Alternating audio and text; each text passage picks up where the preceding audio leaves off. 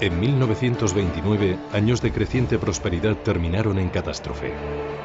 Es la mayor quiebra del mercado bursátil registrado en la historia. Es imposible ignorar la conmoción, la sensación de asombro e incredulidad. Los inversores novatos habían pedido prestadas sumas enormes de dinero para especular en el mercado. El mercado cayó de forma abrupta y muchas personas fueron arrastradas en la caída. Fue muy doloroso. Poco después, miles de bancos quebraban. Millones de personas lo perdieron todo. Había pobreza por todas partes. Era algo realmente terrible. La depresión que siguió al desplome bursátil y se extendió por todo el mundo se prolongó durante una década y fue el preludio de la Segunda Guerra Mundial. Esta es la historia de una catástrofe financiera que esperamos que nunca vuelva a repetirse.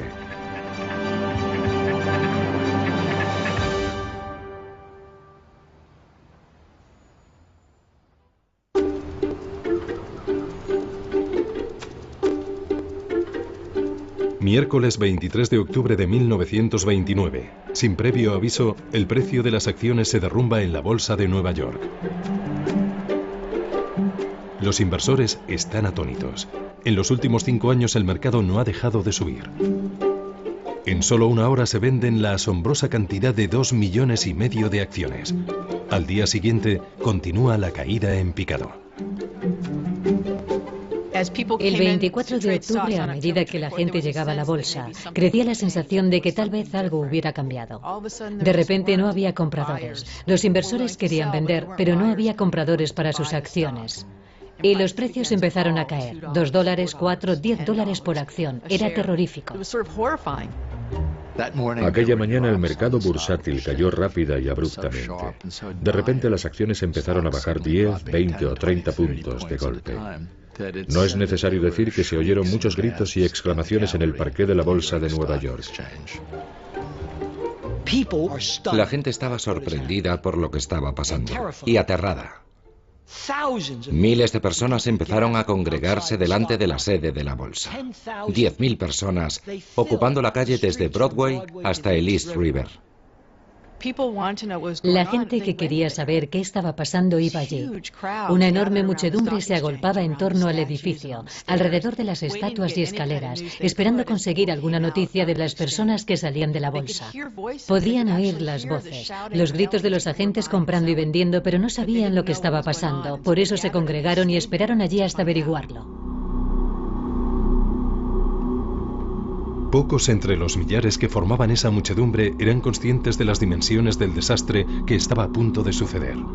Tampoco podían imaginar que durante los siguientes 5 días, una catástrofe financiera iba a llevarse por delante los cimientos de la prosperidad del país. Pero para comprender las causas del derrumbe bursátil tenemos que remontarnos una década atrás, al momento en el que el grado de confianza de los americanos llegó a ser tan alto que parecía que los buenos tiempos durarían eternamente.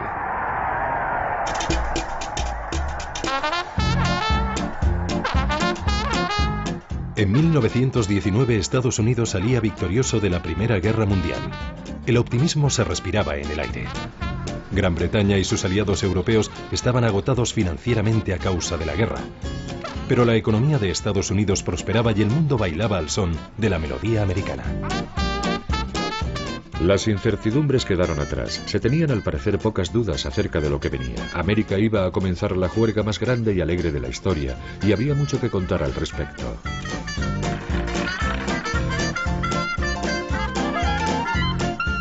En los años 20, la vida cotidiana estaba cambiando. La electrificación transformó Estados Unidos. Las ciudades se conectaron a la red. Aparecían nuevas tecnologías, aviones, radios. Los artículos para el hogar que habían nacido como objetos de lujo se convirtieron en una necesidad. La industria del automóvil también prosperaba impulsada por los compradores que acudían en tropel a comprar los últimos modelos de Ford o Chrysler. Una era de prosperidad ilimitada parecía haber comenzado. Es el nacimiento de la cultura del consumo y del consumo de masas a una escala jamás vista antes. También aparece la compra a plazos para animar a la gente a adquirir artículos de consumo caros y que puedan comprarlos a crédito. Esta nueva forma de crédito al consumo fue otra de las innovaciones de los años 20. Por primera vez, la idea de compre ahora, pague después llega al gran público. Existe un cierto tipo de cultura del juego que se desarrolla paralelamente y que anima a consumir diciendo: creemos en la satisfacción inmediata. Preocúpese del presente, no se preocupe del futuro. Viva el momento. Era una ideología completamente nueva para una nueva era económica que se basaba en el derecho a ser ricos tan solo por haber nacido en Estados Unidos.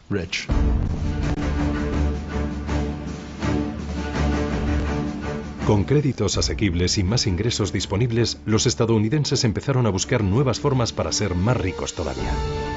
Desde la Primera Guerra Mundial, el gobierno americano había vendido bonos, conocidos como bonos Liberty. Era una forma para conseguir dinero prestado de los ciudadanos que a cambio recibían pagos en concepto de intereses sobre el valor de los bonos. Famosos como Charlie Chaplin y Douglas Fairbanks fueron reclutados para promocionarlos en grandes concentraciones.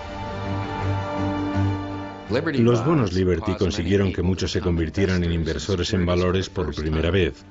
Por primera vez en su vida recibían pagos cada 6 meses en concepto de intereses. Con los valores podían comerciar en los mercados y cada día veían en la prensa cuál era el precio de sus bonos. Los bonos Liberty crearon una cultura de la inversión. La mayoría de la gente nunca había comprado valores antes y la gente corriente se acostumbró así a comprar acciones.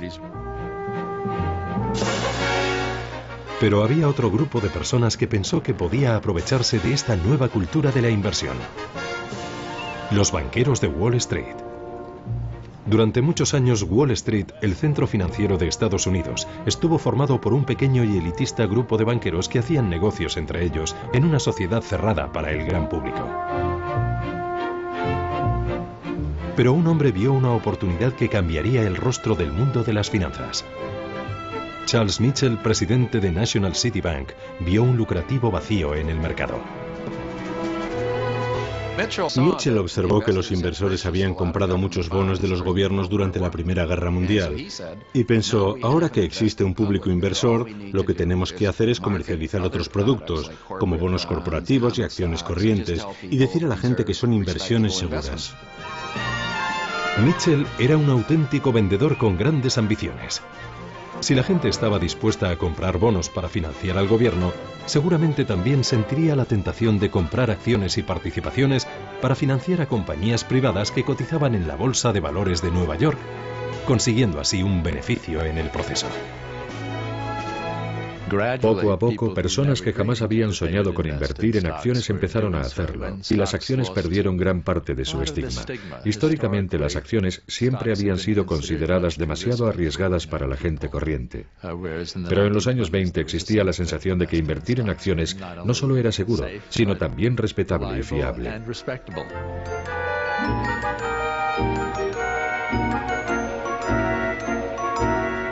La idea tuvo éxito.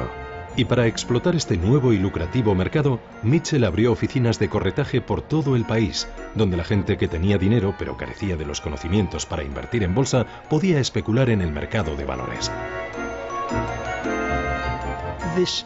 La fiebre especuladora afectó a todo tipo de personas, no solo a los profesionales.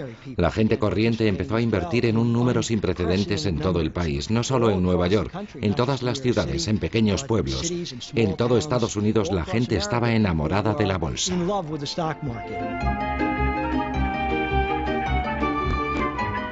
Esto fue posible gracias a la tecnología. La última cotización de las acciones de Wall Street podía ser impresa pocos minutos después en cualquier lugar de Estados Unidos gracias a los receptores telegráficos. Había receptores en clubes nocturnos, en estaciones de ferrocarril, en salones de belleza, en barcos transatlánticos. El mercado se convirtió en una parte omnipresente de la cultura americana del juego en los años 20. Como, duermo, sueño y hablo de acciones. La única forma que conozco de hacer dinero. Es apasionante, me encanta. $17.000 de beneficio con tan solo $3.500 de capital. No está mal. Hubo una especulación salvaje con toda clase de valores, en especial con las compañías cinematográficas, aeronáuticas y automovilísticas. Uno de los valores calientes de los años 20 fue Radio Corporation of America, algo parecido a lo que hoy es Google. Era lo último en tecnología. Pensaron que era posible poner radio a los coches, imagínese. El público inversor americano empezó a relacionar los productos que usaba, fabricados por compañías americanas, con la idea de: puedo comprar acciones de la compañía que fabrica el producto que me gusta.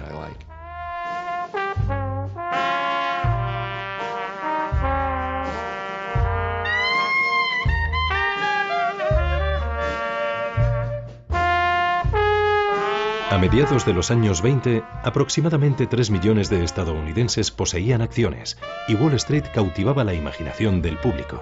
Con historias de fortunas ganadas de la noche a la mañana, la idea de un gran mercado alcista en el que parecía que las acciones solo podían subir se apoderó de todos. Todas las revistas populares, todos los periódicos, todas las emisoras de radio estaban encantadas por lo que estaba pasando en la bolsa. El público seguía fascinado con las inversiones de famosos como Charlie Chaplin y Groucho Marx y las acciones con las que especulaban. El joven cómico Groucho Marx invirtió todos sus ahorros en el mercado de valores y estaba tan satisfecho con sus ganancias en bolsa que convenció a sus hermanos para que invirtieran también. ¡Qué chollo! RCA ha subido 7 puntos desde esta mañana. Acabo de ganar $7.000.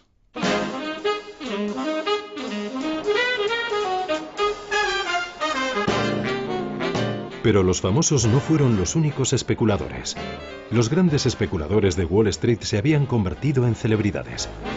Se los consideraba creativos, emprendedores y los creadores de la riqueza de los Estados Unidos. Joseph Kennedy, padre del futuro presidente Kennedy, fue una de esas astutas estrellas de las finanzas de la nueva generación. El público estaba fascinado porque algunos de esos hombres, como Joseph Kennedy, habían salido de la nada, y su rápida ascensión en el mercado era una especie de confirmación para la gente corriente de que tal vez podrían ser uno de ellos algún día. Circulaban historias de que cualquiera, desde botones a barberos, podía ganar dinero fácil en la bolsa. Un limpiabotas de Wall Street, Pat Bologna, fue uno de los que cayeron bajo el influjo de esas historias de mendigo a millonario. Todo el mundo iba a ganar una fortuna. Si vivías en Nueva York, el mercado de valores era el rey. Mi padre tenía probablemente 17 o 18 años. Todos los días lustraba los zapatos de los hombres más importantes de Estados Unidos, hombres como Joseph Kennedy, ejecutivos como Mitchell. Él hablaba con ellos y de alguna manera se convirtió en experto en temas como la Reserva Federal y cosas en las que jamás imaginarías que un limpiabotas pudiera ser experto. Pero él hablaba a diario con las mentes más brillantes de Wall Street y así fue como empezó a invertir en bolsa.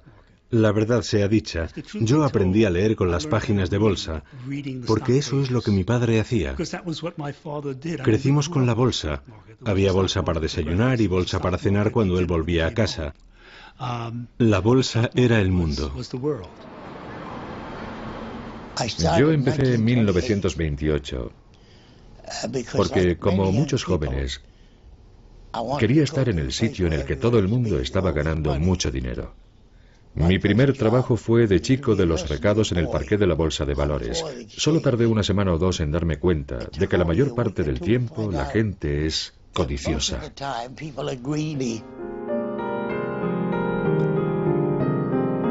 La gente tenía tanta fe en el mercado alcista que empezó a pedir dinero prestado en cantidades cada vez mayores para especular con los precios al alza de las acciones.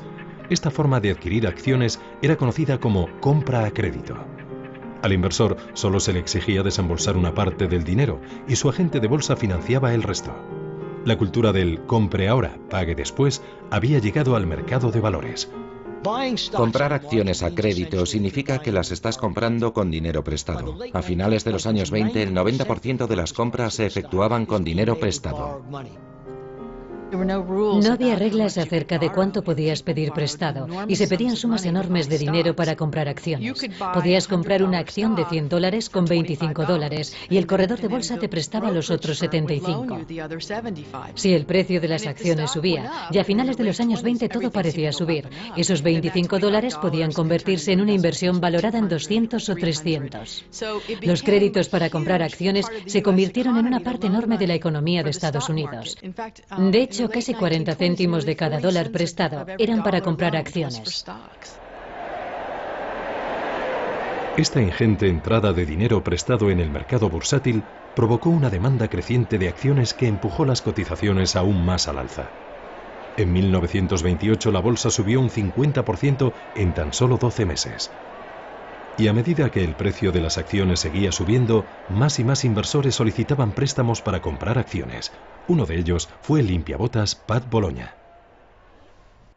Mi padre no tenía mucho dinero en bolsa. Me dijo que tenía $6.000 de liquidez, pero $6.000 significaban muchas acciones porque en aquellos años solo tenías que cubrir un 10% de la inversión. Así que con $6.000 podías tener acciones por valor de $60.000.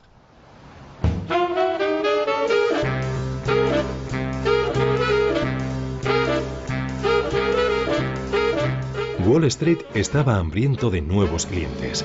Había un grupo de inversores en potencia que la bolsa siempre había ignorado, pero cuyo dinero ahora quería. Hasta los años 20, las mujeres habían desempeñado un papel muy pequeño en el mercado bursátil, en parte por un simple prejuicio de género. Se las consideraba incapaces de mantener la sangre fría necesaria para especular en el mercado. Pero en los años 20, gracias a su popularización, muchas mujeres se integraron en el mercado bursátil. Los años 20 fueron sin duda un gran momento para las mujeres. Empezaron a ser independientes y a tener su propio dinero. Además, el número de mujeres universitarias aumentó notablemente y al mismo tiempo se sintieron interesadas por el mercado de valores. Para ellas era una forma de tener recursos propios. Una de esas inversoras fue Alice Osten, una neoyorquina pionera de la fotografía. Vivía en Staten Island, justo en la otra orilla, enfrente de Wall Street. Se mudó a esta casa cuando solo tenía un par de meses. Era inteligente y muy aventurera. Cuando cumplió 11 años, le regalaron una cámara que entonces era una nueva invención de la época. Inmediatamente se puso a trabajar. A lo largo del tiempo tendría 8.000 negativos fotográficos de cristal, convirtiéndose en uno de los primeros y más prolíficos fotógrafos americanos. El abuelo de Alice le dejó una herencia que le permitió llevar una vida cómoda. Pero a comienzos de los años 20 empezó a menguar y se sintió tentada por la promesa de dinero fácil y rápido de Wall Street. Cuando Alice Osten descubre que se está quedando sin dinero, se pregunta qué puede hacer. Sus amigos le aconsejan que sea prudente y reduzca sus gastos. Tal vez no viajando a Europa o no comprándose un coche. Pero Alice conoce a un corredor de bolsa que le aconseja: no, compra acciones y hazte rica rápido. Además, puedes pedir un préstamo para comprar más acciones, comprarlas a crédito. Y Alice Osten pensó: vaya, me parece una buena idea.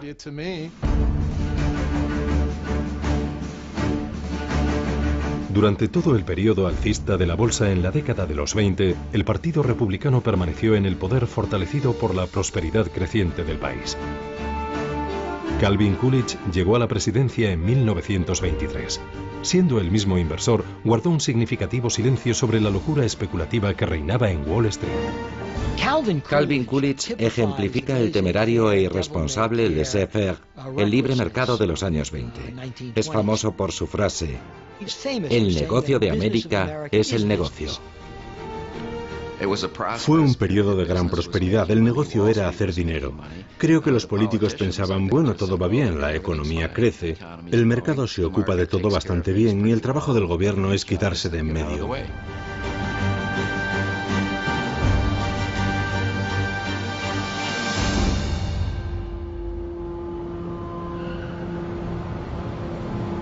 Durante el mandato de Coolidge, el poder de Wall Street siguió creciendo sin obstáculos. Su administración mantenía estrechos vínculos con un grupo de banqueros y financieros, la élite de Wall Street. Su riqueza y contactos les procuraba una inmensa influencia sobre la política económica del gobierno. Formaban pequeñas sociedades elitistas. Sin duda, eran la realeza de Wall Street. Trabajaban en lugares misteriosos y muy discretos. Eran pequeñas firmas con capital limitado, pero realmente ejercían un poder inmenso.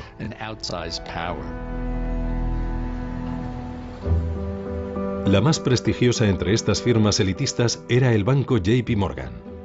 Estratégicamente situado justo enfrente de la bolsa de valores, desempeñaría un papel crucial en los acontecimientos que estaban por llegar. Como socio mayoritario de JP Morgan, Thomas Lamont era el hombre más poderoso de Wall Street. Su influencia llegaba más allá de Nueva York. Lamont y los otros socios de JP Morgan se entrevistaron frecuentemente con los sucesivos presidentes. El abuelo era un hombre muy ocupado. No tenía tiempo, como podían tener otros abuelos, para llevar a su nieto a un partido de béisbol o a pescar y cosas así. El estilo de vida del abuelo era muy elegante, de eso no hay duda. Tenía un yate, el Renard, de 20 metros. Era un yate muy bonito con el que a menudo navegaba río abajo desde su casa en Palisades, viajando por el río Hudson hasta Wall Street, desde donde caminaba hasta el banco. Bajo el liderazgo de Lamont, JP Morgan evita los peores excesos del mercado bursátil. Pero gracias a su estrecha relación con los políticos, la élite financiera consigue mantener la regulación gubernamental sobre Wall Street al mínimo. Los especuladores aficionados, paralizados por el valor creciente de sus inversiones, ignoraban por completo cómo funcionaba realmente Wall Street. Con la escasa supervisión del gobierno, el mercado era soberano y la información privilegiada, su ley. Había mucha manipulación en el mercado, era desenfrenada, no existía absolutamente ningún control. Y cuando Wall Street era muy pequeño e independiente, probablemente estuviera bien. Pero cuando personas como tú y como yo invierten el dinero ganado con su sudor, entonces sí importa. El mercado de valores de los años 20 no era ni justo ni democrático. Era un gran casino manipulado por especuladores profesionales.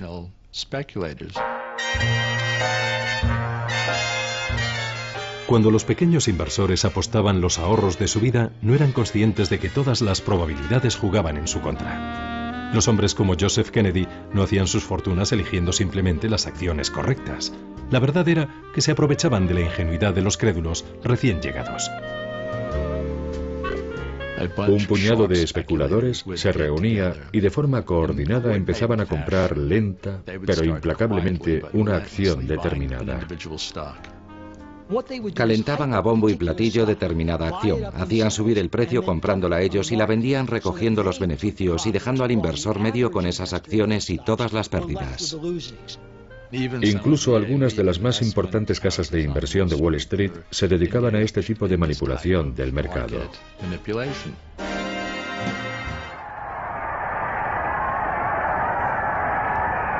En marzo de 1929 es investido un nuevo presidente republicano, Herbert Hoover. En su discurso tranquiliza a los estadounidenses. Hemos alcanzado el mayor grado de bienestar y de seguridad que ha existido nunca en la historia del mundo. Pero entre bastidores no estaba tan tranquilo. En realidad, Hoover era muy escéptico respecto a lo que estaba pasando en Wall Street y la economía en general, pero no tiene el valor político, y cuando se convierte en presidente, no hace nada por poner freno a esta fiebre especulativa salvaje. Y tampoco hace nada para que la Reserva Federal o el Tesoro controlen la especulación en el mercado de valores. En privado, Hoover hablaba de una orgía especulativa, pero como su predecesor Coolidge, no tenía ningún interés en regular el mercado. Pero Hoover no era el único que temía que la burbuja del mercado bursátil estuviera a punto de estallar. Pocos días después de su discurso de investidura, un destacado y muy respetado banquero, Paul Warburg, se distanciaba de las filas de la aristocracia de Wall Street, haciendo pública una sombría advertencia. Si permitimos que esta orgía de especulación desenfrenada llegue demasiado lejos, el colapso final provocará sin duda alguna una depresión económica general de todo el país. Mi bisabuelo hizo pública su advertencia en marzo de 1929. De hecho, usó la palabra depresión y le silenciaron. Creo que fue despreciado, como si solo fuera un aguafiestas. Bueno, no, todo va bien. Todo el mundo gana dinero y se divierte en la fiesta. Cuando el mercado es alcista, a la persona que dice, puede que esté sobrevalorado, será mejor que tengáis cuidado, le echan de la fiesta.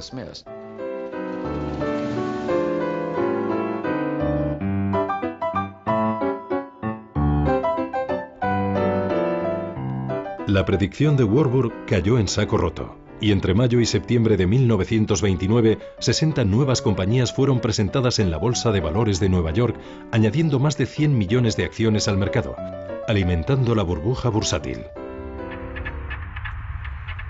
Siempre oyes lo mismo con cada burbuja. Esta vez es diferente. Es un mundo financiero diferente. De hecho, Groucho Marx, que fue uno de esos inversores, fue a ver a su corredor de bolsa y le dijo, oye, no entiendo cómo los precios pueden seguir subiendo. Y el agente le dijo, tienes que comprender que ahora estamos en una economía global.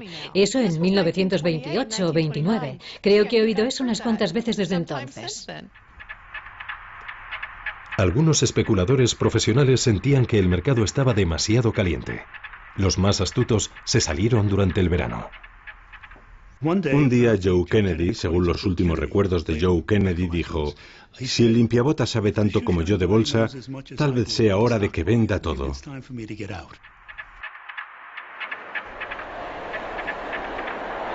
En septiembre, el mercado era cada vez más volátil.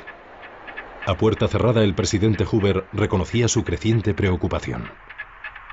Herbert Hoover siguió consultando a sus amigos de Wall Street, preguntándoles si debía preocuparse, y recibió un informe de Thomas Lamont, el principal accionista de J.P. Morgan & Company. El abuelo le decía en su carta que el mercado se corregiría a sí mismo y que no parecía haber ninguna necesidad de que el gobierno interviniera en él. Lamont tranquilizó a Hoover afirmando que no existía motivo alguno para la preocupación, y el informe finalizaba con la frase, el futuro parece brillante.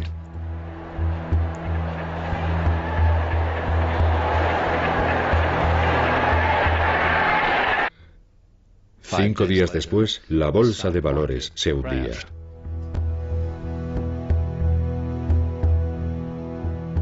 Nadie sabe qué fue lo que provocó la pérdida repentina de confianza al final de la jornada del miércoles 23 de octubre. Pero de repente una brusca caída en las acciones de las compañías automovilísticas provocó un aluvión de órdenes de venta a última hora.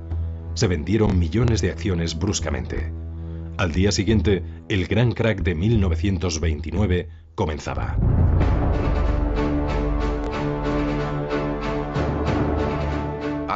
El 24 de octubre de 1929, el Jueves Negro, es considerado el comienzo del crack.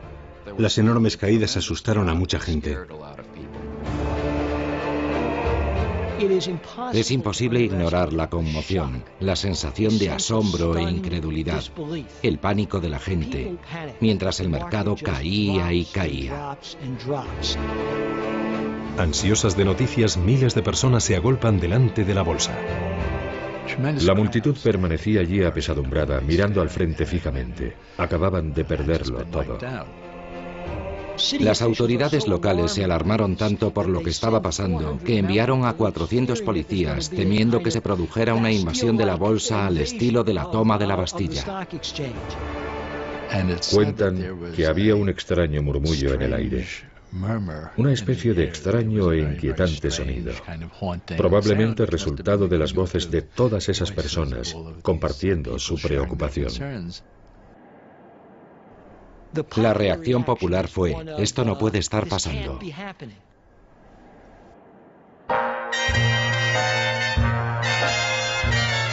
Un británico estaba allí de visita aquel día. Winston Churchill también había invertido gran parte de su dinero en la bolsa americana y había decidido visitarla. Casualmente me encontraba paseando por Wall Street en el peor momento del pánico, cuando un perfecto desconocido que me había reconocido me invitó a entrar en la galería de visitantes de la bolsa. Esperaba encontrarme con un auténtico caos, pero el espectáculo que vieron mis ojos era sorprendentemente de calma y orden.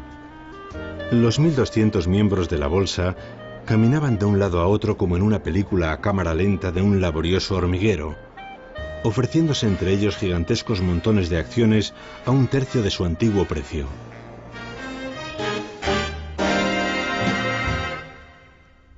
Churchill perdería una fortuna en el crack de aquel día. Fuera, la multitud seguía esperando noticias. Los rumores alimentaban el pánico creciente. Una vez que el desplome comienza, el verdadero problema es de confianza. Cuando se pierde toda la confianza en la economía, lo bueno y lo malo caen juntos. Por ello, la élite de los grandes inversores hace todo lo que puede por restaurar esa confianza, para convencer a la gente de que la economía y la bolsa van bien.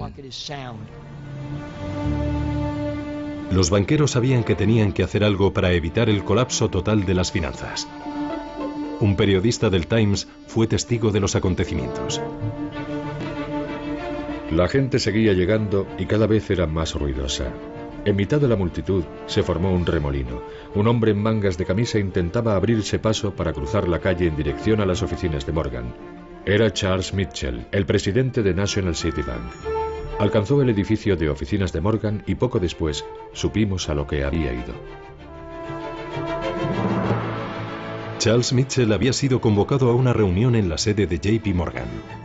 En torno a la mesa se sentaban otros 4 importantes banqueros, incluido Richard Whitney, vicepresidente de la Bolsa de Valores de Nueva York. Eran algunos de los hombres de negocios más ricos de Estados Unidos. El valor de sus activos personales sumados ascendía a $6.000 millones. Thomas Lamont presidía la reunión. Creo que supuso un gran shock para el abuelo. Sin duda no había previsto que pudiera ocurrir algo como el gran crack. El abuelo convocó una reunión en sus oficinas de Wall Street con algunos de los principales banqueros de la ciudad para organizar un plan que evitara que la bolsa se hundiera. Para ello decidieron crear un fondo de $250 millones. El fondo sería utilizado para mantener una lista de acciones fundamentales. A la hora del almuerzo, Richard Whitney vuelve a atravesar la calle en dirección al edificio de la bolsa. Con la enorme inyección de liquidez de los banqueros, Whitney espera que el mercado se recupere. Whitney se dirigió al mostrador donde se vendían las acciones de US Steel y compró 25.000 acciones a un precio muy superior al que se estaban vendiendo. Y después se dirigió hasta los vendedores de otros grandes valores e hizo compras similares. La idea era restaurar la confianza de todos los inversores en el mercado. Otros grandes titanes de las finanzas de aquella época, incluido John D. Rockefeller, hicieron compras similares con la esperanza de que este acto simbólico invirtiera la tendencia. Y funcionó. Era tal el mágico poder del apellido Whitney y del apellido Morgan que súbitamente la bolsa se dio la vuelta y empezó a subir. La noticia de la reunión ya se había filtrado y los periodistas buscaban desesperadamente información. El abuelo recibió a un grupo de periodistas que se habían reunido en Wall Street delante de sus oficinas. Su estilo era siempre mantener la calma y no decir nunca nada que pudiera provocar, que pudiera minar la confianza del público en el mercado bursátil. El canoso señor Lamont nos recibió con una actitud tranquilizadora. Era como el hombre que sale al escenario de un teatro en llamas a pedir al público que mantenga la calma diciendo que no hay motivos para la alarma. Se han producido algunas ventas guiadas por el pánico en la bolsa y hemos mantenido una reunión para tratar la situación. Hemos llegado a la conclusión de que no hay firmas en dificultades y que los márgenes se mantienen satisfactoriamente. El abuelo y muchos otros sentían que lo peor había pasado, pero estaban muy equivocados.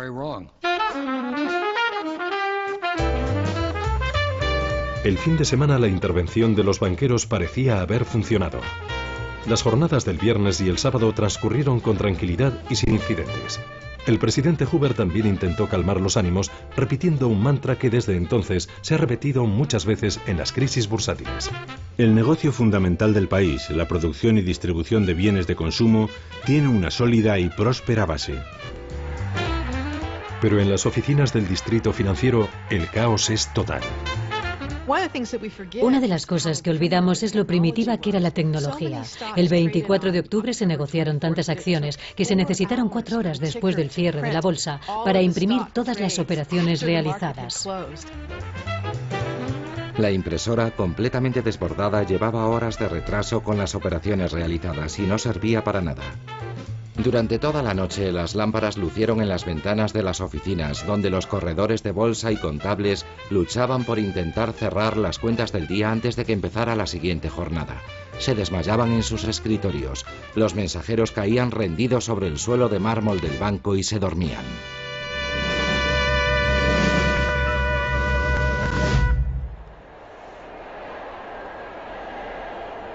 El lunes, agotadas las cintas de las impresoras, los aterrados inversores, desesperados por conocer los últimos precios de las acciones, colapsan las líneas telefónicas entre Nueva York y otras grandes ciudades. Por primera vez, muchos especuladores descubrían el lado negativo del crédito fácil y de la compra a crédito. Un porcentaje significativo de los inversores que compraban acciones en los años 20 lo hacían con dinero prestado.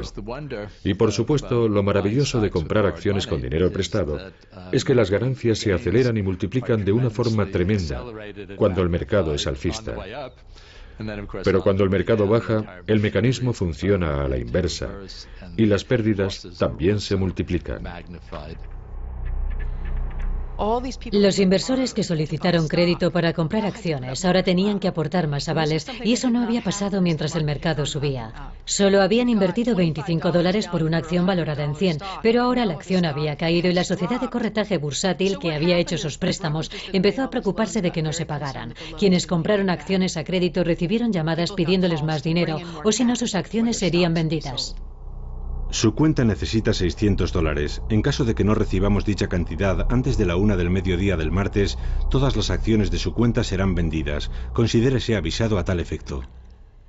Y eso era algo muy complicado. Algunas personas no tenían liquidez que aportar o necesitaban tiempo para hacerlo, pero los corredores estaban tan nerviosos que no podían esperar. Y el lunes la bolsa comenzó a caer a una velocidad aún mayor de la que había caído el jueves. De hecho, se convertiría en una de las peores sesiones de la historia del mercado bursátil estadounidense.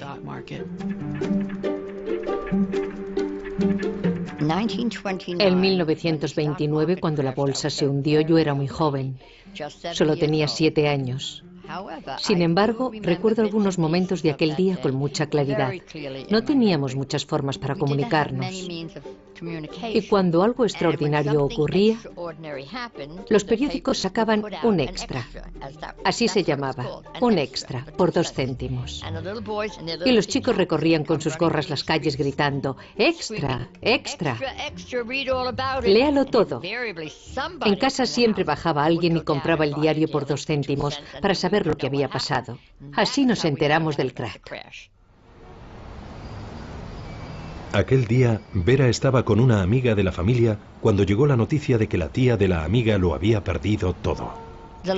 Aquella dama lloraba en silencio. Lloraba en silencio y se retorcía las manos mientras caminaba sin parar de una habitación a otra. Ese es mi recuerdo de aquel día.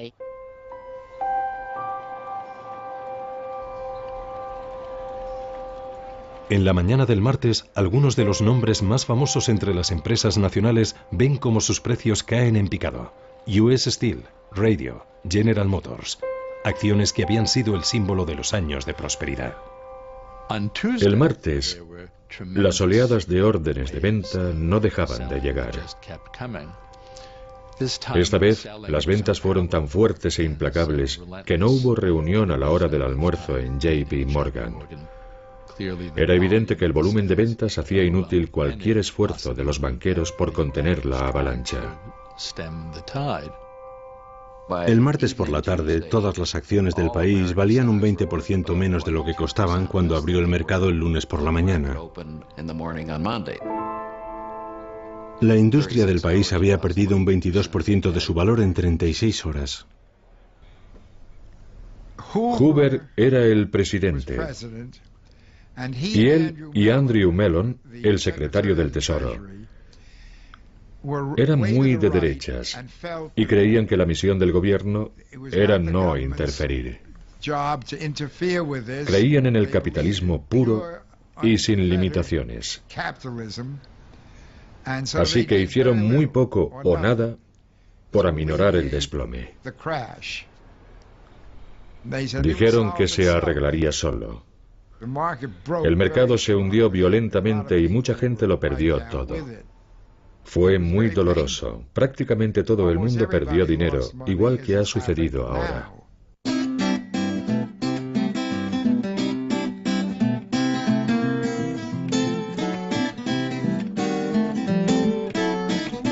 Se calcula que al término de aquellas 5 sesiones de bolsa, 25.000 millones de dólares del patrimonio de los ciudadanos habían desaparecido sin más.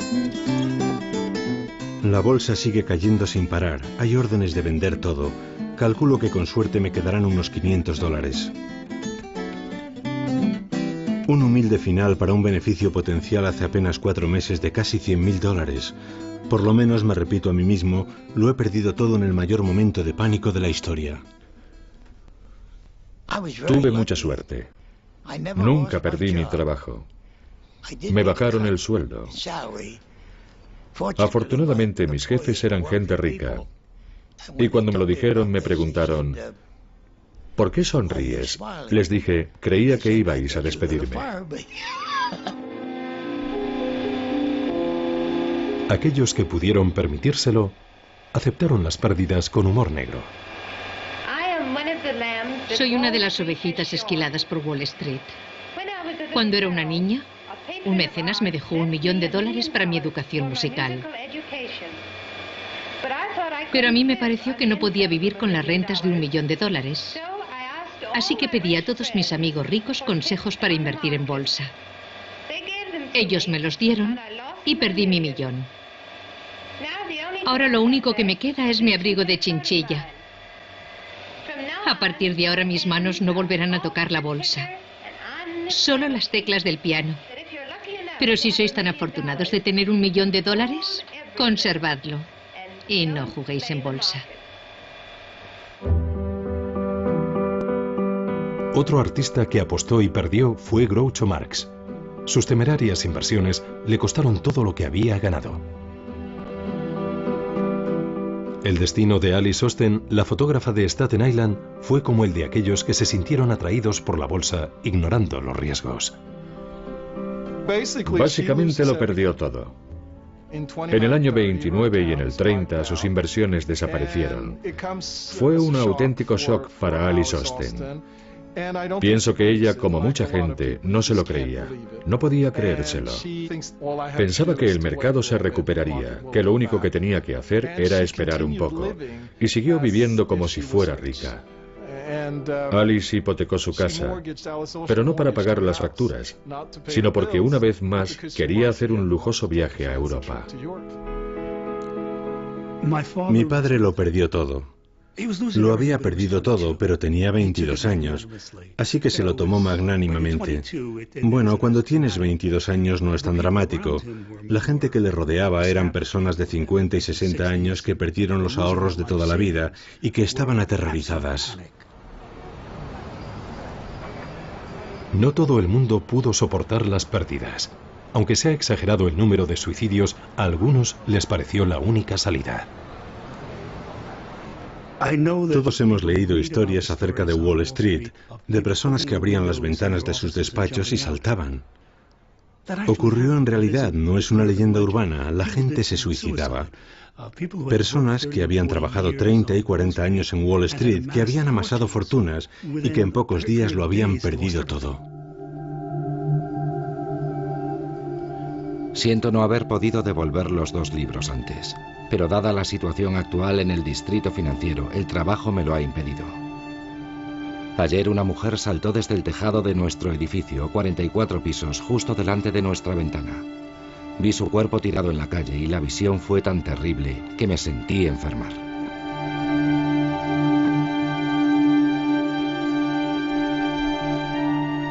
Los efectos del catastrófico crack de Wall Street llegaron a todo el país.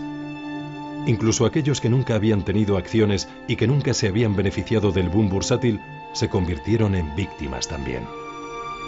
El desplome de la bolsa minó la fe de los estadounidenses en su frágil sistema bancario, formado por miles de pequeños bancos locales que carecían del tamaño o la reputación necesaria para convencer a los clientes de que su dinero estaba a salvo. El hundimiento de la confianza en la economía provocó un efecto dominó. En 1931 quebraron más de 2.000 bancos. Después del crack, los bancos cerraron. Eso nos afectó un poco más seriamente a nosotros, a la gente de mi edad. Muchas personas guardaban su dinero en el banco, un poquito de dinero, algunos cientos de dólares, puede que 1.000.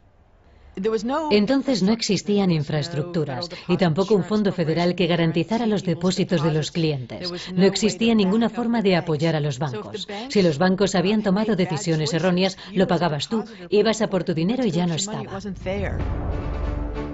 La gente oía que el banco de la esquina no era bueno y se preocupaba por su propio banco, así que iba corriendo a retirar el dinero de su banco. Se creó un terrible círculo vicioso. Durante los siguientes 2 años cerraron 3.000 bancos. El sistema bancario en su totalidad parecía no solo frágil, sino inservible.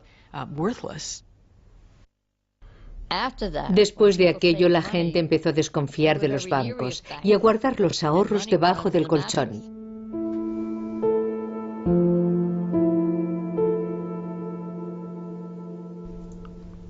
El desplome bursátil de 1929 no creó la Gran Depresión, pero inició una secuencia de acontecimientos que finalmente habrían de culminar en la Gran Depresión. Bien, puede que todo esto nos resulte familiar.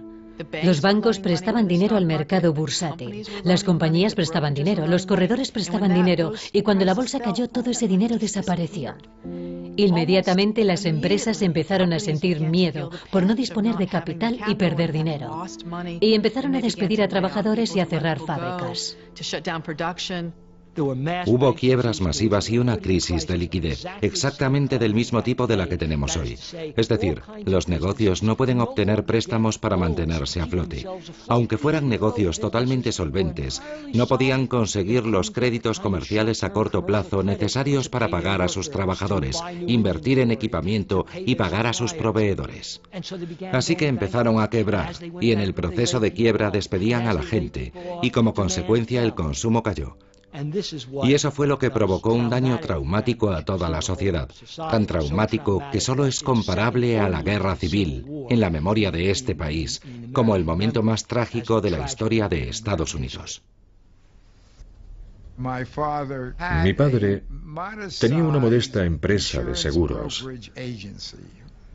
Una noche, durante la cena, dijo que tenía que despedir a un empleado.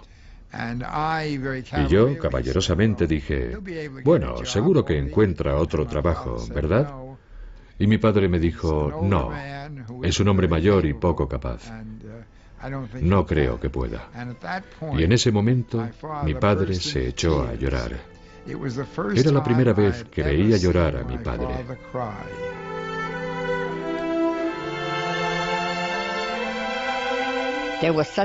Nuestras vidas y las de todos aquellos que conocíamos cambiaron mucho después del crack.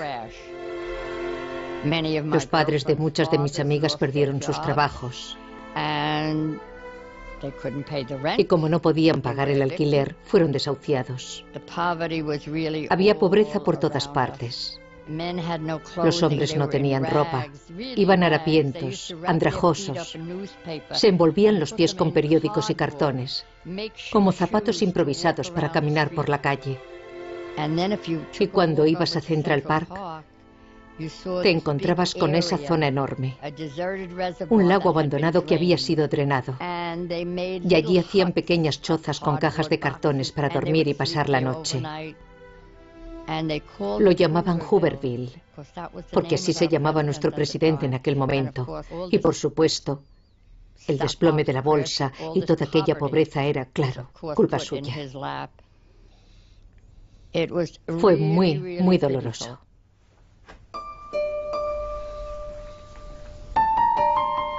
Como muchos otros, la fotógrafa Alice Osten luchó por seguir pagando los plazos de la hipoteca cuando llegó la Gran Depresión. En pocos años de depresión, Alice Osten se quedó sin dinero. No le quedaba nada. Y perdió su casa. La llevaron a un hospicio sacado de una novela de Dickens, donde sobrevivió un par de años. Milagrosamente, sus fotografías fueron descubiertas. Las revistas Time y Life le compraron algunas fotos y ganó el dinero suficiente para mudarse a una residencia digna.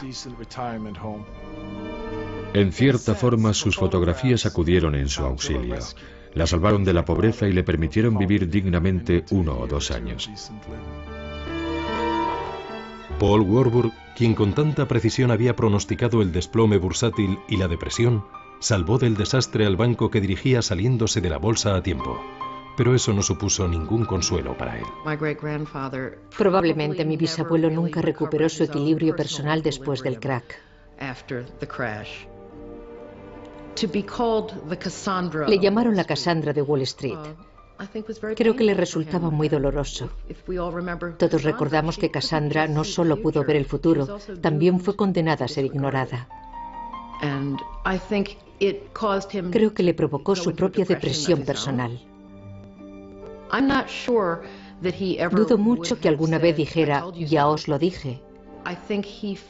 Creo que le parecía muy trágico que la depresión mundial hubiera podido prevenirse o evitarse, o por lo menos reducir su impacto.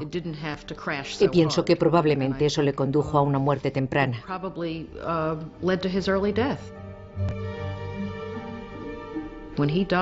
Murió el último año de la presidencia de Hoover, cuando no se veía el final.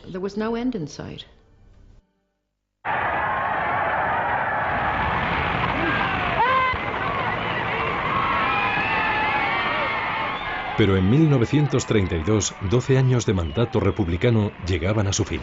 I, Franklin Delano Roosevelt, do solemnly swear that I will faithfully execute the office of President of the United States. El demócrata Franklin Delano Roosevelt fue elegido presidente en una victoria aplastante. Su primera tarea era restaurar la confianza. The only thing we have to fear is fear itself. Recibido como un salvador, Roosevelt prometió un nuevo compromiso con el pueblo americano y regular el sistema financiero. There must be a strict supervision of all banking and credit and investment. There must be an end to speculation with other people's money. El nuevo presidente actuó rápidamente. Garantizó los depósitos bancarios e introdujo leyes que obligaban a los banqueros a trabajar bajo la supervisión estricta del gobierno.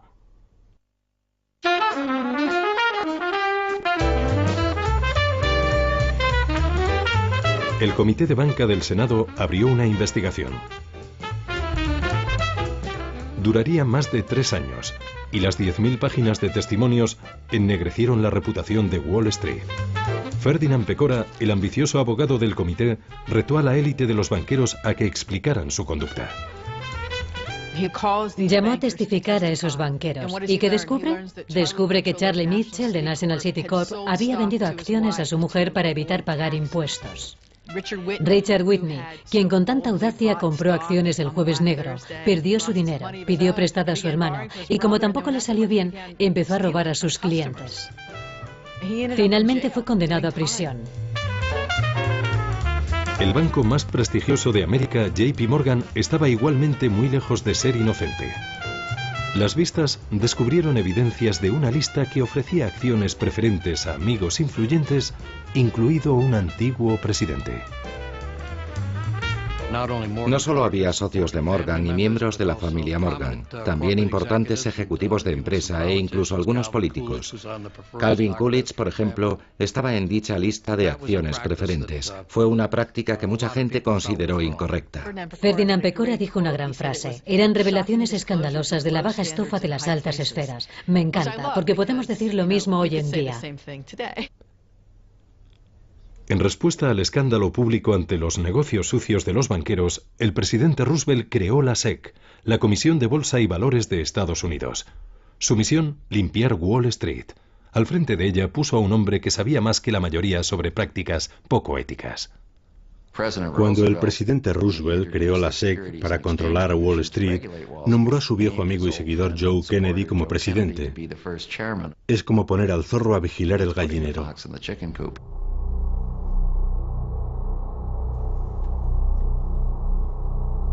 Aunque Roosevelt restauró la confianza en el sistema financiero, la Gran Depresión duraría hasta el estallido de la Segunda Guerra Mundial. Entonces, como ahora, la economía globalizada hizo que tanto el crack como la subsiguiente depresión se extendieran por todo el mundo. En Gran Bretaña, el sector industrial se hundió y millones de personas perdieron sus trabajos. En Alemania, que seguía sin recuperarse de su derrota en la Primera Guerra Mundial, el impacto fue aún mayor. Durante la Gran Depresión, muchos perdieron los ahorros de toda la vida, y eso provocó en muchos países el deseo de un gobierno autoritario que les salvara, que rescatara la economía. Sin duda, el crack y la posterior depresión fortalecieron a los movimientos anticapitalistas. Los comunistas gobernaban en Rusia y los movimientos fascistas estaban en auge. Mussolini ya había llegado al poder en Italia y la base política de Hitler seguía creciendo en Alemania. El crack de Wall Street y la depresión en el libre mercado capitalista al estilo americano solo sirvió para fortalecer a aquellos que afirmaban que existía una fórmula mejor. Mientras el comunismo y el fascismo prosperaban, muchas naciones levantaron barreras impidiendo el libre comercio y cerrando sus fronteras en un intento por salvar sus economías. El nacionalismo económico condujo a las guerras comerciales y más tarde a la Guerra Mundial. 80 años después, aquellos que recuerdan la burbuja de los años 20 y el desplome bursátil posterior tienen la sensación de que ya han visto todo esto antes. Creo que no hemos aprendido nada de lo que pasó. He descubierto que el hombre tiene muy poca memoria. Siempre hace operaciones sin considerar los riesgos a la baja. Tenemos muchos créditos baratos, igual que en los años 20. Ahora existen créditos baratos y la gente ha especulado con la vivienda y la burbuja inmobiliaria ha estallado. El consumidor americano está de deudas hasta las cejas y no puede mantener esa deuda. La crisis de las hipotecas subprime es un síntoma evidente de eso. En los años 80 y 90 renació la fe en el libre mercado. Y cuando el optimismo volvió, muchas de las regulaciones introducidas por Roosevelt parecían pasadas de moda y fueron olvidadas lentamente. Una vez más, un mercado poco regulado permitió que la especulación creciera sin control. Ahora estamos cosechando los frutos de aquella liberalización y en ese sentido estamos en la misma situación que en 1929, cuando el gobierno cerró los ojos ante lo que pasaba en el mundo financiero. Lo que espero y pienso es que el gobierno ha aprendido la lección y está intentando tomar medidas más activas y mucho más agresivas que las que se tomaron en los años 30 para intentar reducir los daños y el deterioro económico. La esperanza es que esas medidas funcionen. Pero la lección del crack de 1929 es que la historia se repite y que la locura y la codicia humanas son fuerzas mucho más poderosas en el mundo de los negocios que la razón y la moderación.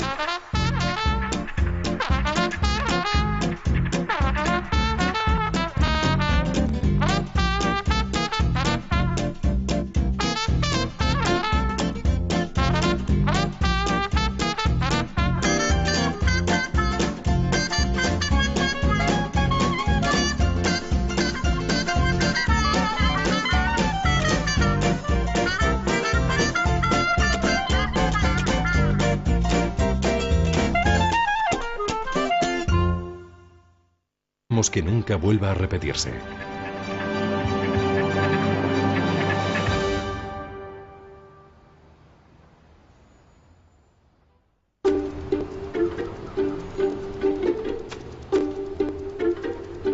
Miércoles 23 de octubre de 1929. Sin previo aviso, el precio de las acciones se derrumba en la bolsa de Nueva York.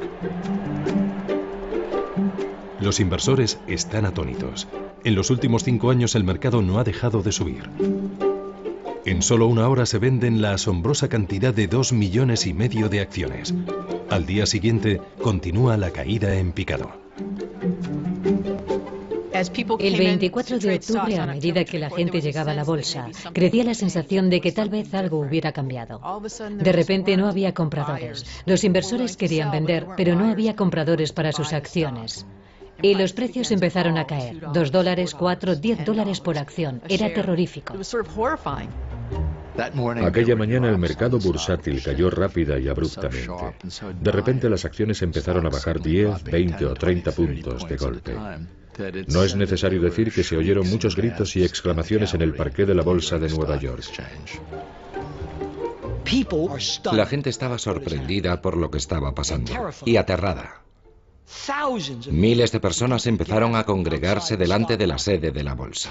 10.000 personas ocupando la calle desde Broadway hasta el East River. La gente que quería saber qué estaba pasando iba allí. Una enorme muchedumbre se agolpaba en torno al edificio, alrededor de las estatuas y escaleras, esperando conseguir alguna noticia de las personas que salían de la bolsa. Podían oír las voces, los gritos de los agentes comprando y vendiendo, pero no sabían lo que estaba pasando. Por eso se congregaron y esperaron allí hasta averiguarlo.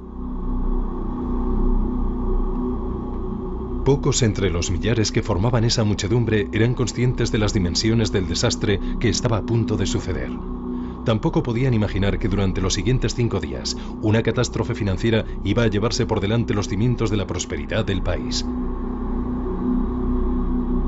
Pero para comprender las causas del derrumbe bursátil tenemos que remontarnos una década atrás, al momento en el que el grado de confianza de los americanos llegó a ser tan alto que parecía que los buenos tiempos durarían eternamente.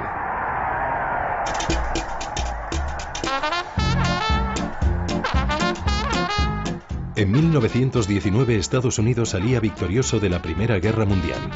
El optimismo se respiraba en el aire. Gran Bretaña y sus aliados europeos estaban agotados financieramente a causa de la guerra. Pero la economía de Estados Unidos prosperaba y el mundo bailaba al son de la melodía americana. Las incertidumbres quedaron atrás. Se tenían al parecer poco. Pero los famosos no fueron los únicos especuladores. Los grandes especuladores de Wall Street se habían convertido en celebridades. Se los consideraba creativos, emprendedores y los creadores de la riqueza de los Estados Unidos. Joseph Kennedy, padre del futuro presidente Kennedy, fue una de esas astutas estrellas de las finanzas de la nueva generación. El público estaba fascinado porque algunos de esos hombres, como Joseph Kennedy, habían salido de la nada, y su rápida ascensión en el mercado era una especie de confirmación para la gente corriente de que tal vez podrían ser uno de ellos algún día. Circulaban historias de que cualquiera, desde botones a barberos, podía ganar dinero fácil en la bolsa. Un limpiabotas de Wall Street, Pat Bologna, fue uno de los que cayeron bajo el influjo de esas historias de mendigo a millonario. Todo el mundo iba a ganar una fortuna. Si vivías en Nueva York, el mercado de valores era el rey. Mi padre tenía probablemente 17 o 18 años. Todos los días lustraba los zapatos de los hombres más importantes de Estados Unidos, hombres como Joseph Kennedy, ejecutivos como Mitchell. Él hablaba con ellos y de alguna manera se convirtió en experto en temas como la Reserva Federal y cosas en las que jamás imaginarías que un limpiabotas pudiera ser experto. Pero él hablaba a diario con las mentes más brillantes de Wall Street y así fue como empezó a invertir en bolsa. La verdad sea dicha, yo aprendí a leer con las páginas de bolsa, porque eso es lo que mi padre hacía. Crecimos con la bolsa. Había bolsa para desayunar y bolsa para cenar cuando él volvía a casa. La bolsa era el mundo.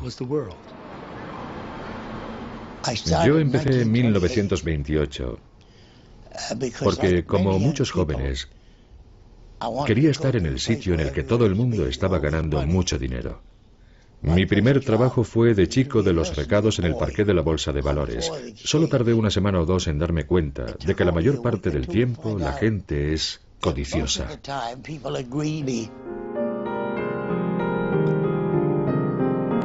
La gente tenía tanta fe en el mercado alcista que empezó a pedir dinero prestado en cantidades cada vez mayores para especular con los precios al alza de las acciones. Esta forma de adquirir acciones era conocida como compra a crédito.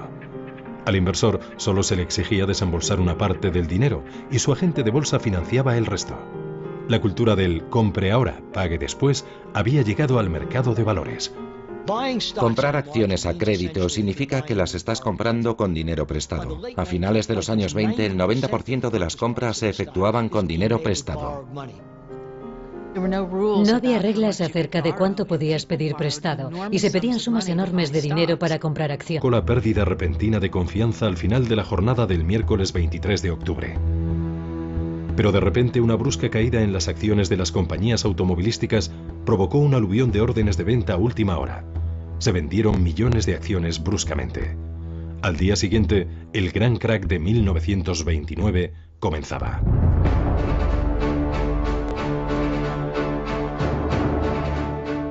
El 24 de octubre de 1929, el Jueves Negro, es considerado el comienzo del crack. Las enormes caídas asustaron a mucha gente. Es imposible ignorar la conmoción, la sensación de asombro e incredulidad, el pánico de la gente, mientras el mercado caía y caía. Ansiosas de noticias, miles de personas se agolpan delante de la bolsa. La multitud permanecía allí apesadumbrada, mirando al frente fijamente. Acababan de perderlo todo. Las autoridades locales se alarmaron tanto por lo que estaba pasando que enviaron a 400 policías temiendo que se produjera una invasión de la bolsa al estilo de la toma de la Bastilla. Cuentan que había un extraño murmullo en el aire, una especie de extraño e inquietante sonido, probablemente resultado de las voces de todas esas personas compartiendo su preocupación. La reacción popular fue: esto no puede estar pasando.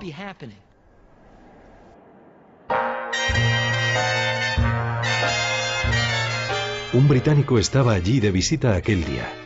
Winston Churchill también había invertido gran parte de su dinero en la bolsa americana y había decidido visitarla. Casualmente me encontraba paseando por Wall Street en el peor momento del pánico, cuando un perfecto desconocido que me había reconocido me invitó a entrar en la galería de visitantes de la bolsa.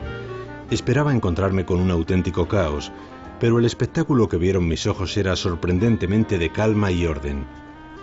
Los 1.200 miembros de la bolsa caminaban de un lado a otro como en una película a cámara lenta de un laborioso hormiguero, ofreciéndose entre ellos gigantescos montones de acciones a un tercio de su antiguo precio.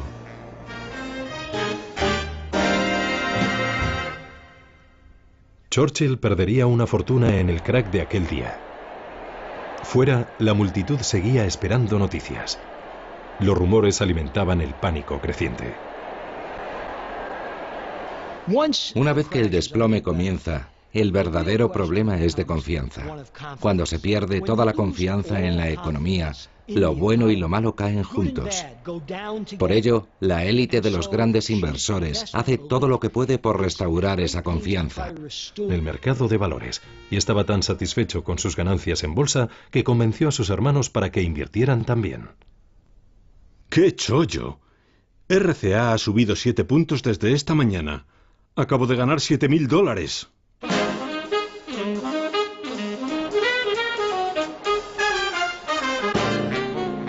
Pero los famosos no fueron los únicos especuladores.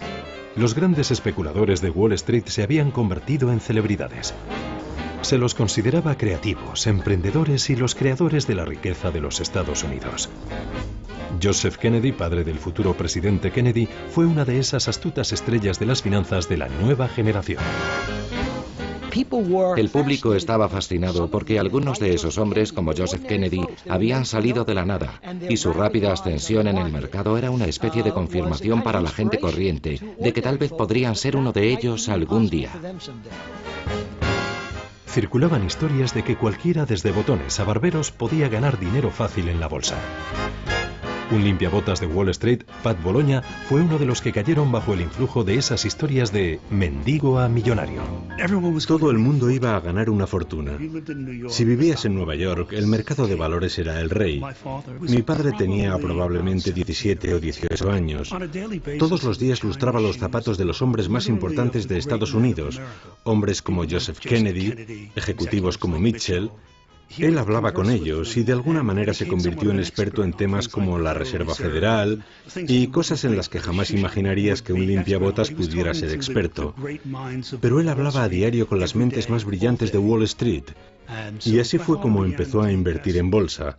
La verdad sea dicha, yo aprendí a leer con las páginas de bolsa, porque eso es lo que mi padre hacía. Crecimos con la bolsa. Había bolsa para desayunar y bolsa para cenar cuando él volvía a casa. La bolsa era el mundo. Yo empecé en 1928, porque como muchos jóvenes, quería estar en el sitio en el que todo el mundo estaba ganando mucho dinero. Mi primer trabajo fue de chico de los recados en el parqué de la Bolsa de Valores. Solo tardé una semana o dos en darme cuenta de que la mayor parte del tiempo la gente es codiciosa.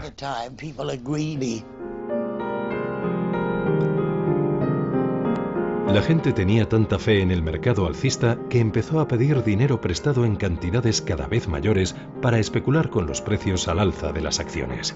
Esta forma de adquirir acciones era conocida como compra a crédito. Al inversor solo se le exigía desembolsar una parte del dinero y su agente de bolsa financiaba el resto. La cultura del compre ahora, pague después había llegado al mercado de valores. Pero los corredores estaban tan nerviosos que no podían esperar.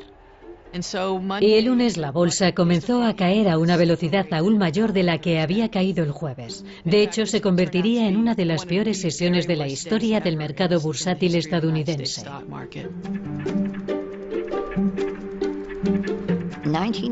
En 1929, cuando la bolsa se hundió, yo era muy joven. Solo tenía 7 años. Sin embargo, recuerdo algunos momentos de aquel día con mucha claridad. No teníamos muchas formas para comunicarnos. Y cuando algo extraordinario ocurría, los periódicos sacaban un extra. Así se llamaba, un extra, por 2 céntimos.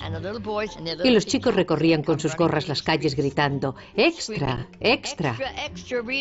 Léalo todo. En casa siempre bajaba alguien y compraba el diario por 2 céntimos para saber lo que había pasado. Así nos enteramos del crack. Aquel día, Vera estaba con una amiga de la familia cuando llegó la noticia de que la tía de la amiga lo había perdido todo. Aquella dama lloraba en silencio. Lloraba en silencio y se retorcía las manos mientras caminaba sin parar de una habitación a otra.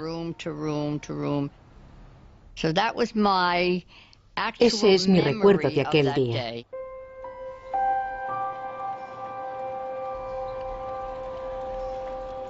En la mañana del martes, algunos de los nombres más famosos entre las empresas nacionales ven cómo sus precios caen en picado.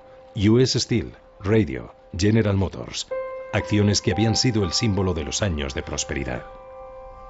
El martes, las oleadas de órdenes de venta no dejaban de llegar.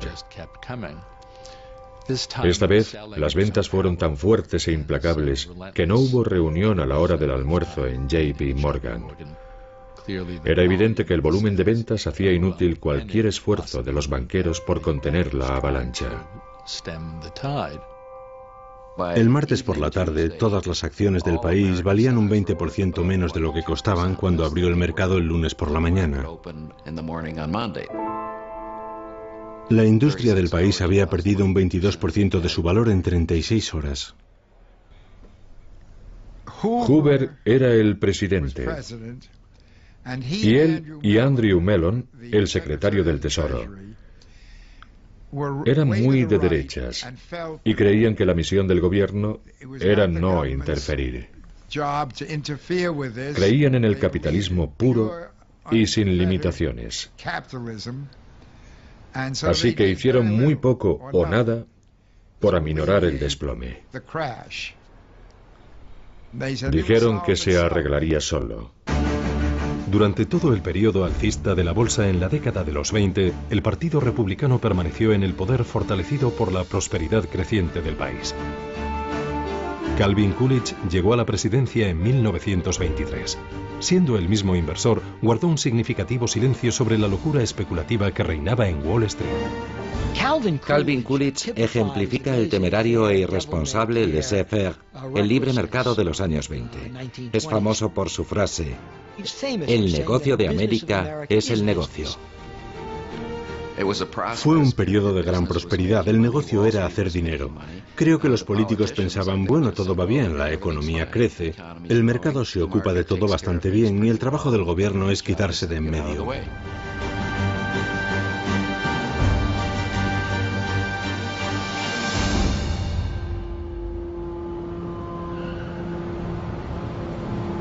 Durante el mandato de Coolidge, el poder de Wall Street siguió creciendo sin obstáculos. Su administración mantenía estrechos vínculos con un grupo de banqueros y financieros, la élite de Wall Street. Su riqueza y contactos les procuraba una inmensa influencia sobre la política económica del gobierno. Formaban pequeñas sociedades elitistas. Sin duda, eran la realeza de Wall Street. Trabajaban en lugares misteriosos y muy discretos. Eran pequeñas firmas con capital limitado, pero realmente ejercían un poder inmenso.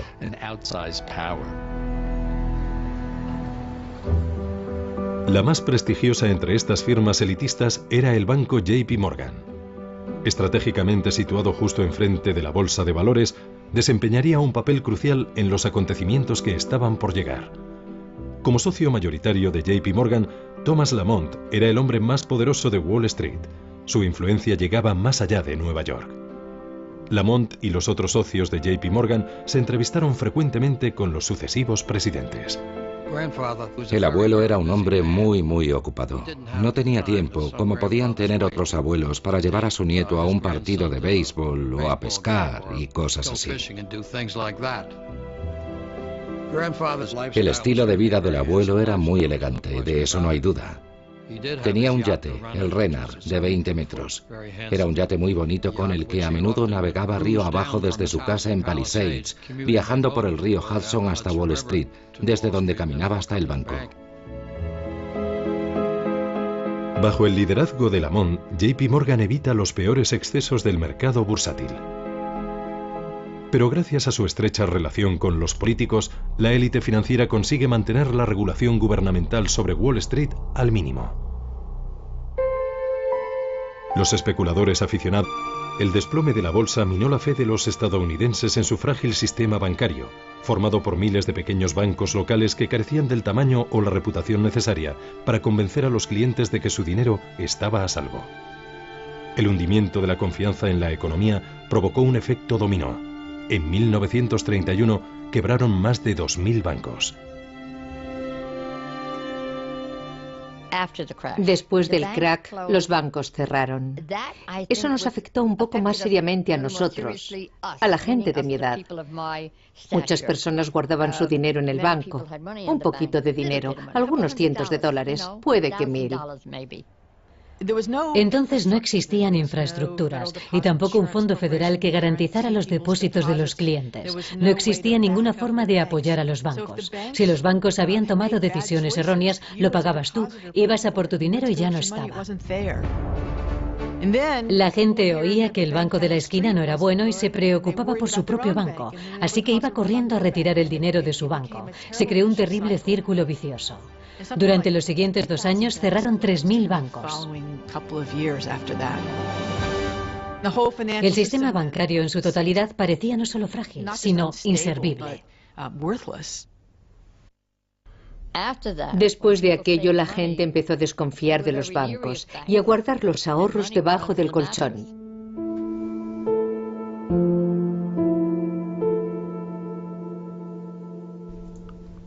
El desplome bursátil de 1929 no creó la Gran Depresión, pero inició una secuencia de acontecimientos que finalmente habrían de culminar en la Gran Depresión.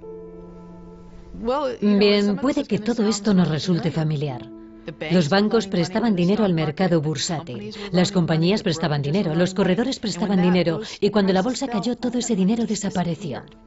Inmediatamente las empresas empezaron a sentir miedo por no disponer de capital y perder dinero. Y empezaron a despedir a trabajadores y a cerrar fábricas. Hubo quiebras masivas y una crisis de liquidez, exactamente del mismo tipo de la que tenemos hoy. Es decir, los negocios no pueden obtener préstamos para mantenerse a flote. Aunque fueran negocios totalmente solventes, no podían conseguir los créditos comerciales a corto plazo necesarios para pagar a sus trabajadores, invertir en equipamiento y pagar a sus proveedores. Así que empezaron a quebrar y en el proceso de quiebra despedían a la gente y como consecuencia el consumo cayó. Y eso fue lo que provocó un daño traumático a toda la sociedad, tan traumático que solo es comparable a la guerra civil, en la memoria de este país, como el momento más trágico de la historia de Estados Unidos. La promesa de dinero fácil y rápido de Wall Street. Cuando Alice Osten descubre que se está quedando sin dinero, se pregunta qué puede hacer. Sus amigos le aconsejan que sea prudente y reduzca sus gastos. Tal vez no viajando a Europa o no comprándose un coche. Pero Alice conoce a un corredor de bolsa que le aconseja: no, compra acciones y hazte rica rápido. Además, puedes pedir un préstamo para comprar más acciones, comprarlas a crédito. Y Alice Osten pensó: vaya, me parece una buena idea.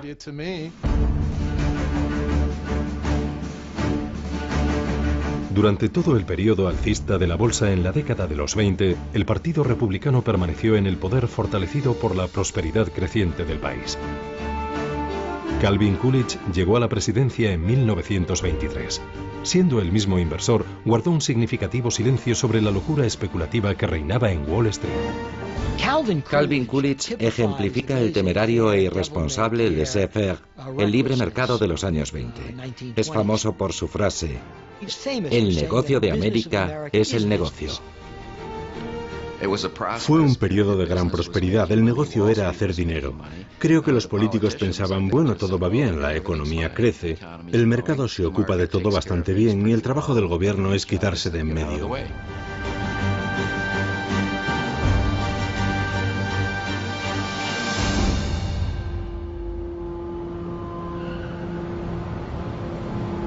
Durante el mandato de Coolidge, el poder de Wall Street siguió creciendo sin obstáculos. Su administración mantenía estrechos vínculos con un grupo de banqueros y financieros, la élite de Wall Street.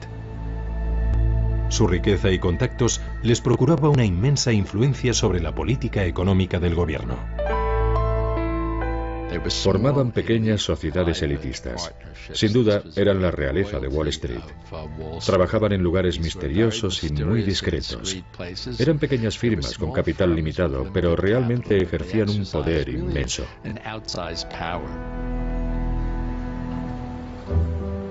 La más prestigiosa entre estas firmas elitistas era el banco JP Morgan.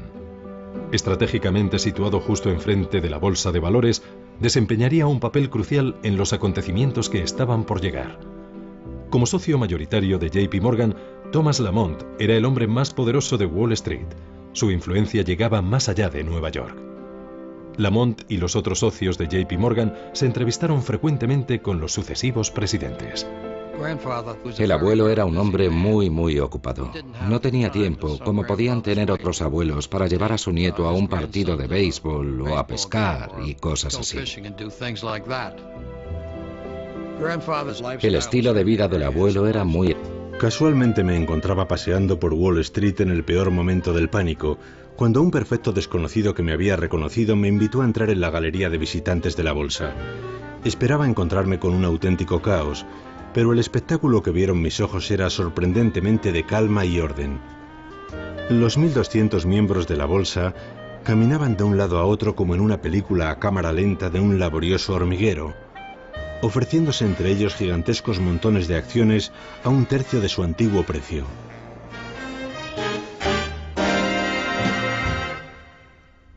Churchill perdería una fortuna en el crack de aquel día. Fuera, la multitud seguía esperando noticias.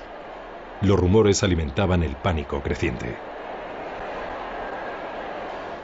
Una vez que el desplome comienza, El verdadero problema es de confianza. Cuando se pierde toda la confianza en la economía, lo bueno y lo malo caen juntos. Por ello, la élite de los grandes inversores hace todo lo que puede por restaurar esa confianza, para convencer a la gente de que la economía y la bolsa van bien. Los banqueros sabían que tenían que hacer algo para evitar el colapso total de las finanzas. Un periodista del Times fue testigo de los acontecimientos. La gente seguía llegando y cada vez era más ruidosa. En mitad de la multitud se formó un remolino. Un hombre en mangas de camisa intentaba abrirse paso para cruzar la calle en dirección a las oficinas de Morgan. Era Charles Mitchell, el presidente de National City Bank. Alcanzó el edificio de oficinas de Morgan y poco después supimos a lo que había ido. Charles Mitchell había sido convocado a una reunión en la sede de JP Morgan. En torno a la mesa se sentaban otros 4 importantes banqueros, incluido Richard Whitney, vicepresidente de la Bolsa de Valores de Nueva York. Eran algunos de los hombres de negocios más ricos de Estados Unidos. El valor de sus activos personales sumados ascendía a $6.000 millones. Thomas Lamont presidía la reunión. Creo que supuso un gran shock para el abuelo. Sin duda no había previsto que pudiera ocurrir algo como el gran crack. El abuelo convocó una reunión en sus oficinas de Wall Street con algunos de los principales banqueros de la ciudad para organizar un plan que evitara que la bolsa se hundiera. Para ello decidieron crear un fondo de $250 millones. El fondo sería utilizado para mantener una lista de acciones fundamentales. A la hora del almuerzo, Richard Whitney vuelve a atravesar la calle en dirección al edificio de la bolsa. Con la enorme inyección de liquidez de los banqueros, Whitney espera que el mercado se recupere. Whitney se dirigió al mostrador donde se vendían las acciones de US Steel, algunas fotos, y ganó el dinero suficiente para mudarse a una residencia digna. En cierta forma, sus fotografías acudieron en su auxilio. La salvaron de la pobreza y le permitieron vivir dignamente 1 o 2 años. Paul Warburg, quien con tanta precisión había pronosticado el desplome bursátil y la depresión, salvó del desastre al banco que dirigía saliéndose de la bolsa a tiempo. Pero eso no supuso ningún consuelo para él.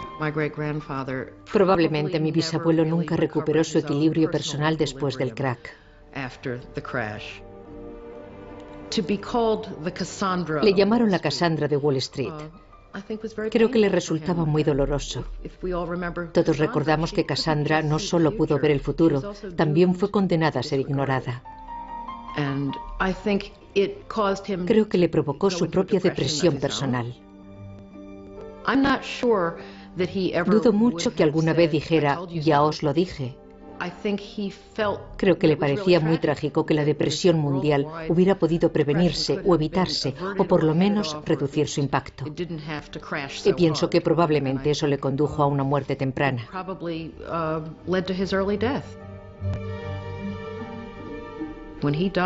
Murió el último año de la presidencia de Hoover, cuando no se veía el final.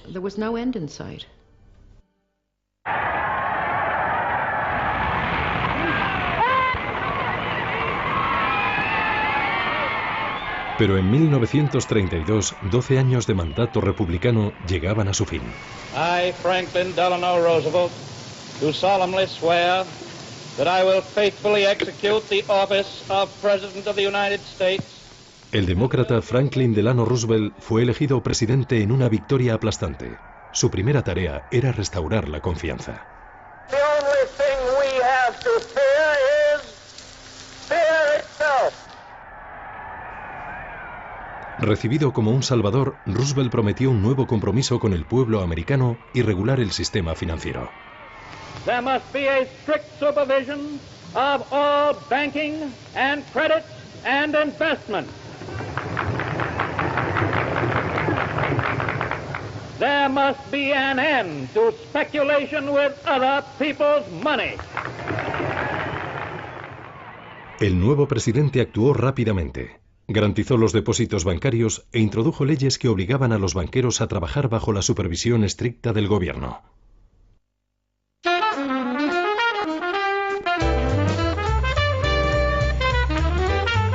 El Comité de Banca del Senado abrió una investigación. Duraría más de 3 años y las 10.000 páginas de testimonios ennegrecieron. Los periódicos sacaban un extra. Así se llamaba, un extra, por 2 céntimos. Y los chicos recorrían con sus gorras las calles gritando, ¡extra, extra! Léalo todo. En casa siempre bajaba alguien y compraba el diario por 2 céntimos para saber lo que había pasado. Así nos enteramos del crack. Aquel día, Vera estaba con una amiga de la familia cuando llegó la noticia de que la tía de la amiga lo había perdido todo. Aquella dama lloraba en silencio. Lloraba en silencio y se retorcía las manos mientras caminaba sin parar de una habitación a otra.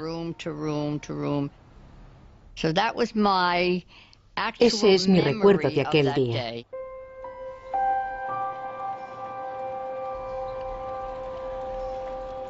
En la mañana del martes, algunos de los nombres más famosos entre las empresas nacionales ven cómo sus precios caen en picado. US Steel, Radio, General Motors. Acciones que habían sido el símbolo de los años de prosperidad. El martes, las oleadas de órdenes de venta no dejaban de llegar. Esta vez, las ventas fueron tan fuertes e implacables que no hubo reunión a la hora del almuerzo en JP Morgan. Era evidente que el volumen de ventas hacía inútil cualquier esfuerzo de los banqueros por contener la avalancha. El martes por la tarde, todas las acciones del país valían un 20% menos de lo que costaban cuando abrió el mercado el lunes por la mañana. La industria del país había perdido un 22% de su valor en 36 horas. Hoover era el presidente. Y él y Andrew Mellon, el secretario del Tesoro, eran muy de derechas y creían que la misión del gobierno era no interferir. Creían en el capitalismo puro y sin limitaciones. Así que hicieron muy poco o nada por aminorar el desplome. Dijeron que se arreglaría solo. El mercado se hundió violentamente y mucha gente lo perdió todo. Fue muy doloroso. Prácticamente todo el mundo perdió dinero, igual que ha sucedido ahora.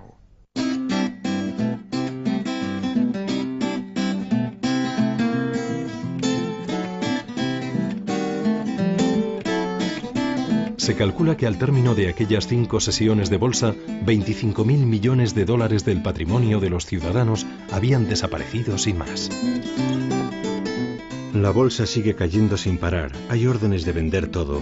Calculo que con suerte me quedarán unos $500. Estaba a abrirse paso para cruzar la calle en dirección a las oficinas de Morgan. Era Charles Mitchell, el presidente de National City Bank. Alcanzó el edificio de oficinas de Morgan y poco después supimos a lo que había ido. Charles Mitchell había sido convocado a una reunión en la sede de JP Morgan. En torno a la mesa se sentaban otros 4 importantes banqueros, incluido Richard Whitney, vicepresidente de la Bolsa de Valores de Nueva York. Eran algunos de los hombres de negocios más ricos de Estados Unidos. El valor de sus activos personales sumados ascendía a $6.000 millones. Thomas Lamont presidía la reunión.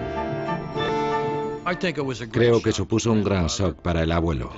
Sin duda no había previsto que pudiera ocurrir algo como el gran crack. El abuelo convocó una reunión en sus oficinas de Wall Street con algunos de los principales banqueros de la ciudad para organizar un plan que evitara que la bolsa se hundiera.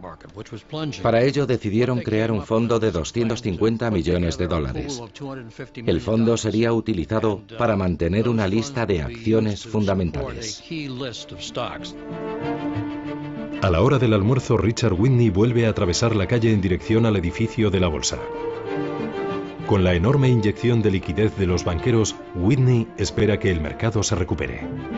Whitney se dirigió al mostrador donde se vendían las acciones de US Steel y compró 25.000 acciones a un precio muy superior al que se estaban vendiendo. Y después se dirigió hasta los vendedores de otros grandes valores e hizo compras similares. La idea era restaurar la confianza de todos los inversores en el mercado. Otros grandes titanes de las finanzas de aquella época, incluido John D. Rockefeller, hicieron compras similares con la esperanza de que este acto simbólico invirtiera la tendencia. Y funcionó. Era tal el mágico poder del apellido Whitney y del apellido Morgan que súbitamente la bolsa se dio la vuelta y empezó a subir.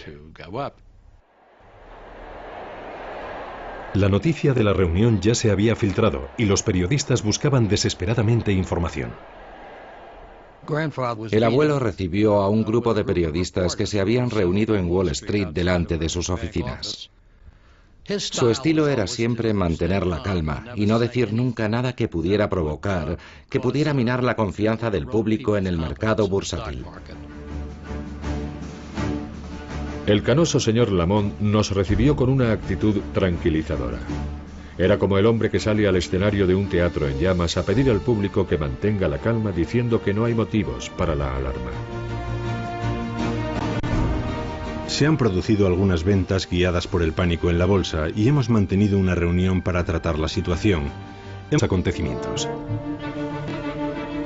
La gente seguía llegando y cada vez era más ruidosa. En mitad de la multitud se formó un remolino. Un hombre en mangas de camisa intentaba abrirse paso para cruzar la calle en dirección a las oficinas de Morgan. Era Charles Mitchell, el presidente de National City Bank. Alcanzó el edificio de oficinas de Morgan y poco después supimos a lo que había ido. Charles Mitchell había sido convocado a una reunión en la sede de JP Morgan. En torno a la mesa se sentaban otros 4 importantes banqueros, incluido Richard Whitney, vicepresidente de la Bolsa de Valores de Nueva York. Eran algunos de los hombres de negocios más ricos de Estados Unidos. El valor de sus activos personales sumados ascendía a $6.000 millones. Thomas Lamont presidía la reunión. Creo que supuso un gran shock para el abuelo. Sin duda no había previsto que pudiera ocurrir algo como el gran crack.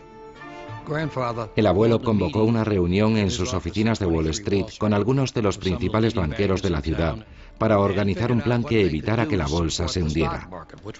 Para ello decidieron crear un fondo de $250 millones. El fondo sería utilizado para mantener una lista de acciones fundamentales. A la hora del almuerzo, Richard Whitney vuelve a atravesar la calle en dirección al edificio de la bolsa. Con la enorme inyección de liquidez de los banqueros, Whitney espera que el mercado se recupere. Whitney se dirigió al mostrador donde se vendían las acciones de US Steel y compró 25.000 acciones a un precio muy superior al que se estaban vendiendo. Y después se dirigió hasta los vendedores de otros grandes valores e hizo compras similares. La idea era restaurar la confianza de todos los inversores en el mercado. Otros grandes titanes de las finanzas de aquella época, incluido John D. Rockefeller, hicieron compras similares con la esperanza de que este acto simbólico invirtiera la tendencia. Y funcionó. Era tal el mágico poder del apellido Whitney y del apellido Morgan que súbitamente la bolsa se dio la vuelta y empezó a subir. La noticia de la reunión ya se había filtrado y los periodistas buscaban desesperadamente información. El abuelo recibió a un grupo de periodistas que se habían reunido en Wall Street delante de sus oficinas. Su estilo era siempre mantener la calma y no decir nunca nada que pudiera provocar, que pudiera minar la confianza del público en el mercado bursátil. El canoso señor Lamont nos recibió con una actitud tranquilizadora. Era como el hombre que sale al escenario de un teatro en llamas a pedir al público que mantenga la calma diciendo que no hay motivo